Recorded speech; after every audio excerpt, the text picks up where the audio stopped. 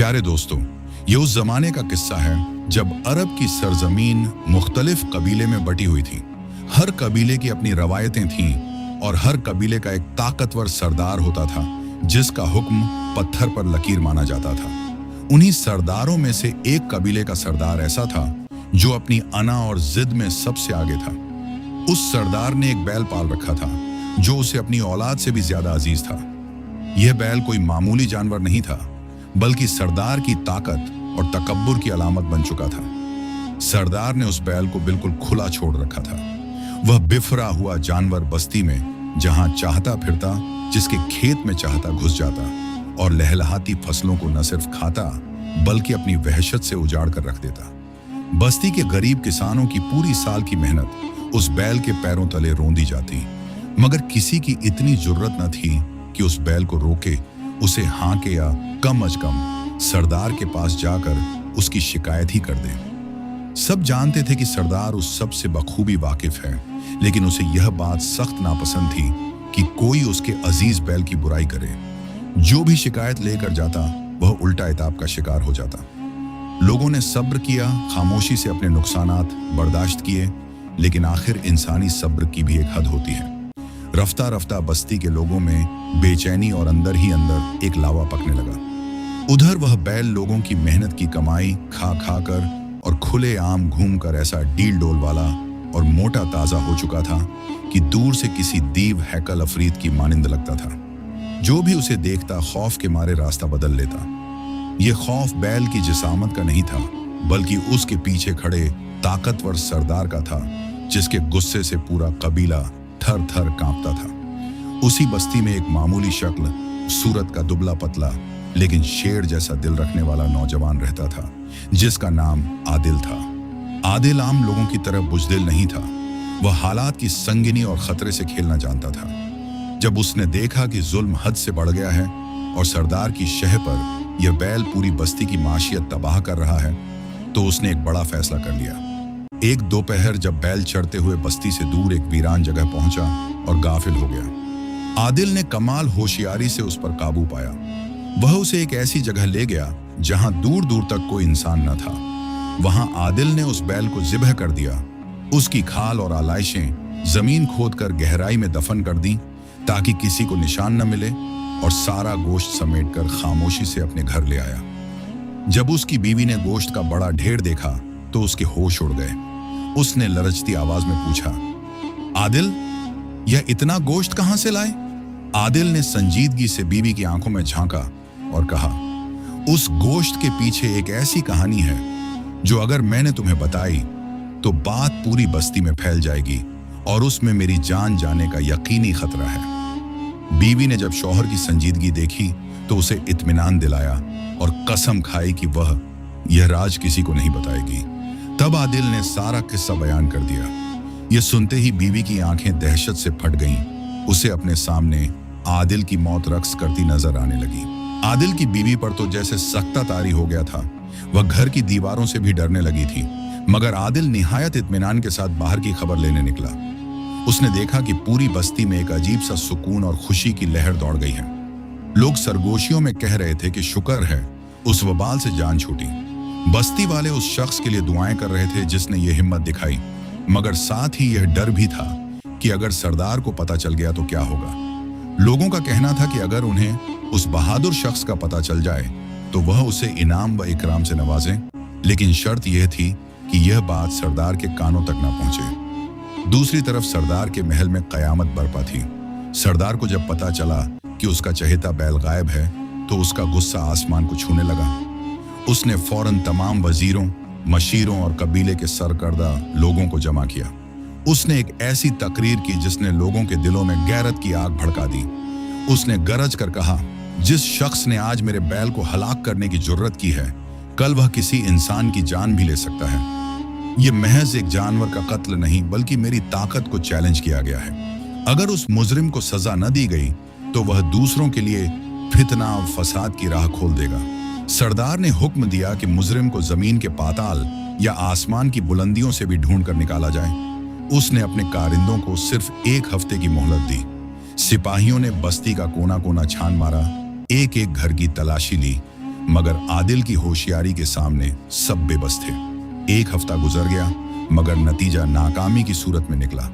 सरदार उस सूरत हाल पर मजीद भड़क उठा।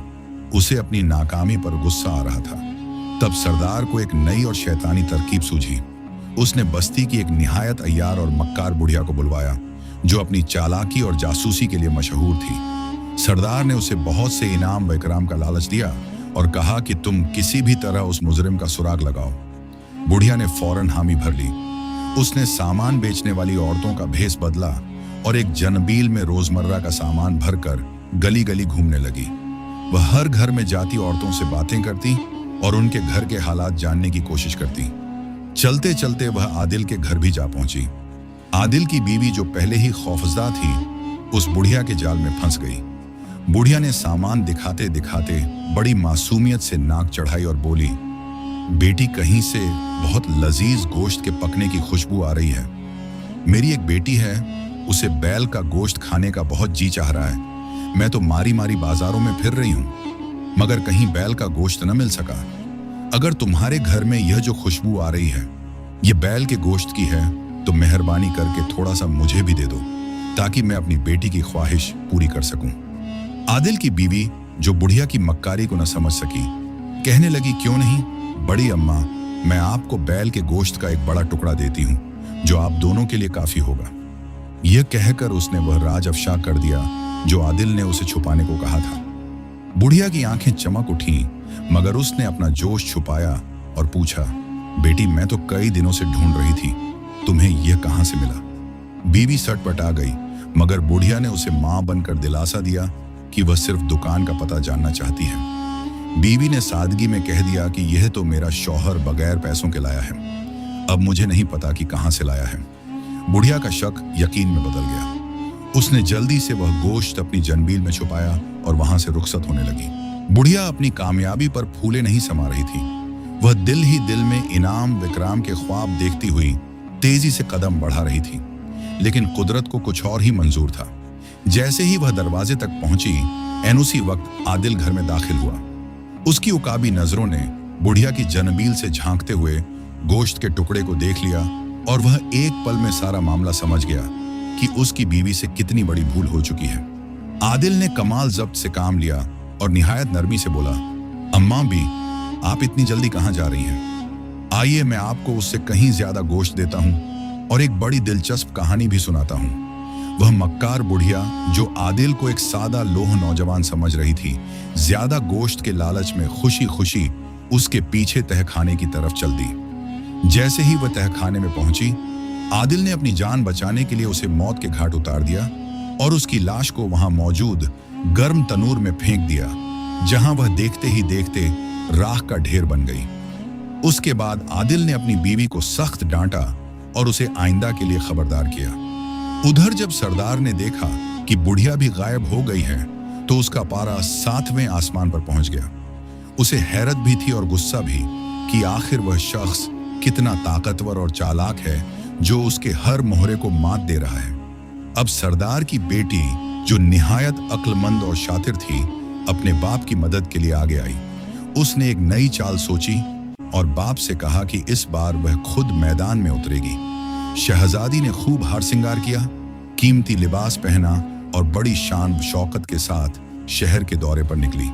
वह गलियों और बाजारों में घूमती रही मगर किसी की हिम्मत न थी कि उससे बात कर सके या उसे आंख भरकर देख सके। अचानक मजमे में से एक शख्स निकला और निहायत जुर्रतमंदी से शहजादी की तारीफ करने लगा। यह आदिल ही था जो शहजादी के हुस्न से ज्यादा उसकी चाल को भांपने की कोशिश कर रहा था। लड़की ने मसनूई खुशी का इजहार किया और बातों बातों में बड़ी महारत से आदिल की दाढ़ी और मूंछों पर एक खास किस्म की खुशबू लगा दी। दरहकीकत यह खुशबू नहीं बल्कि एक ऐसा महलूल था जिसमें चूना मिला हुआ था। शहजादी को अंदाजा था कि सरदार की बेटी से बात करने की जुर्रत सिर्फ वही शख्स कर सकता है जो बैल को ज़िबह करने और बुढ़िया को ठिकाने लगाने जैसा बड़ा काम कर चुका हो। उस चूने का मकसद यह था कि उसके असर से आदिल की दाढ़ी और मूंछों के बाल झड़ जाएं और वह पहचाना जा सके। शहजादी इत्मीनान से महल लौट गई और अगले दिन पूरे शहर में मनादी करा दी गई कि जो शख्स भी बगैर दाढ़ी मूंछों के मिले उसे फौरन गिरफ्तार करके सरदार के सामने हाजिर किया जाए। यह खबर उड़ते उड़ते आदिल तक भी पहुंच गई। उसने जब आईने में देखा तो उसकी दाढ़ी के बाल गिरना शुरू हो चुके थे। आदिल ने फौरन एक नई जवाबी चाल सोची। वह सुबह सवेरे मस्जिद के पास मौजूद उस कुएं पर गया जहां से तमाम नमाजी वुजू के लिए पानी लेते थे। उसने कुएं के पानी में बड़ी मात्रा में चूना मिला दिया। जब लोगों ने फजर की नमाज के लिए उस पानी से वुजू किया तो कुछ ही देर में सबकी दाढ़ी और मूंछें झड़ने लगी। जब सरदार के सिपाही तलाशी के लिए निकले तो वह यह देखकर हक्का बक्का रह गए कि एक नहीं दो नहीं बल्कि बस्ती के सैकड़ों मर्द बगैर दाढ़ी के फिर रहे हैं। सरदार का यह हरबा भी बुरी तरह नाकाम हो गया और वह गुस्से के मारे अपने बाल नोचने लगा। जब दाढ़ियों वाला हरबा भी नाकाम हो गया तो सरदार ने एक आखिरी और निहायत बारीक चाल चली। उसने अपने कारिंदों को हुक्म दिया कि सरदार के खास निशान वाले सोने के सिक्के सड़क के एक मखसूस हिस्से पर बिखेर दिए जाएं और खुद छुपकर पहरा दें। सरदार का ख्याल था कि चोर जितना भी बहादुर हो वह इन कीमती सिक्कों को देखकर अपना लालच नहीं रोक पाएगा और जो भी उसे उठाएगा वही असल मुजरिम होगा। आदिल को जब उसका इल्म हुआ तो उसने एक अनोखी तरकीब अपनाई। उसने अपने जूतों के तलवों पर गोंद जैसी एक चिपकने वाली शय लगाई और बड़ी बेफिक्री से उस सड़क पर टहलने लगा। उसने सिक्कों की तरफ झुककर देखा तक नहीं ताकि छुपे हुए कारिंदों को शक न हो, लेकिन उसके चलने के दौरान वह तमाम सिक्के उसके जूतों के नीचे चिपट गए। जब कारिंदे बाहर आए तो सिक्के गायब थे और उन्हें समझ ही न आई कि यह हुआ कैसे। बिलाखिर सरदार ने हार मान ली और ऐलान कर दिया कि अगर वह शख्स खुद सामने आ जाए तो उसे सजा के बजाय इनाम दिया जाएगा। आदिल जब उसे यकीन हो गया कि सरदार वादा खिलाफी नहीं करेगा तो दरबार में हाजिर हो गया।